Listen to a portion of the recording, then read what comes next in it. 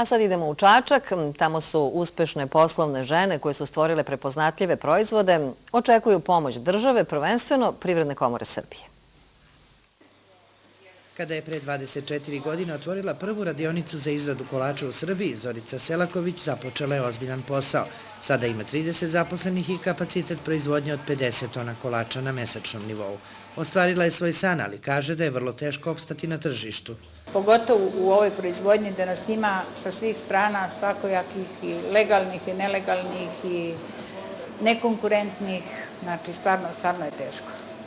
Žene u Čačku izborile su se za svoj položaj. Nešto više od 20% registrovanih radnji vode preduzetnice. Posle Beograda, čačanske preduzetnice zauzimaju veoma visoko mesto i po broju osnovanih preduzeća i radnji koje se vode na žene, ali takođe i po aktivnostima koje obavljaju i koliko su uspešno u poslu. Po oceni Regionalne privredne komore, u prošle godini Maruška Topalović je ostvarila izuzetne rezultate u privređivanju i unapređenju preduzetništva.